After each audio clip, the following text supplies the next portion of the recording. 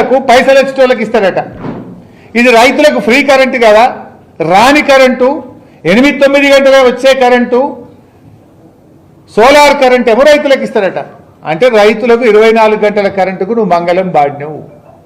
ఇప్పటికే నువ్వు వచ్చినాక 13 గంటలే వస్తుంది. రేపు నువ్వు రైతు డిస్కాం పెడితే 8-9 గంటలు కూడా రానటువంటి పరిస్థితి రేపు రాష్ట్రంలో రాబోతా ఉంది. నాడు కేసీఆర్ ప్రభుత్వం 24 గంటల కరెంటు రైతాంగానికి ఇస్తే నువ్వు ఇలా 13 గంటలకు తగ్గించినావు. రేపు ఆర్పీడీసీఎల్ పెడితే అది కేవలం 8-9 గంటలు మాత్రమే జరుగుతుంది. దీనికి సమాధానం చెప్పు సూటిగా. ఇంతే కాదు, ఇందులో ఇంకో డేంజర్ ఉంది. రేపు సాగునీటి ప్రాజెక్టులు ఉంటాయి.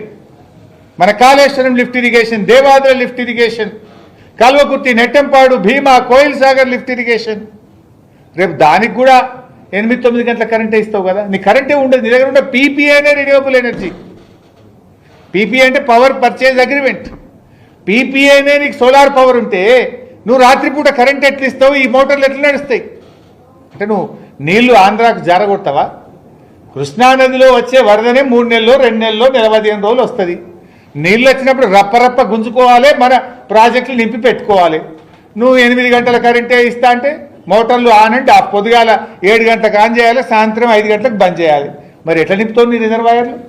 ఎట్లా ఇస్తావు రైతులకు నీళ్లు? రేపు గోదావరిలో అయినా కృష్ణానదిలో అయినా సంవత్సరం అంతా వరద ఉండదు కదా. నువ్వు సోలార్ పవర్ ఇస్తే ఆర్పీడీసీఎల్, ఎందుకంటే నువ్వేం చేసినావు? అన్ని లిఫ్ట్ ఇరిగేషన్ స్కీమ్లోనే ఆర్పీడీసీఎల్ కింద వేసేసినావు.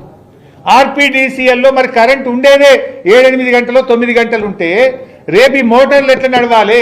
అంటే రేపు కృష్ణా గోదావరి నీళ్లు కూడా రావు.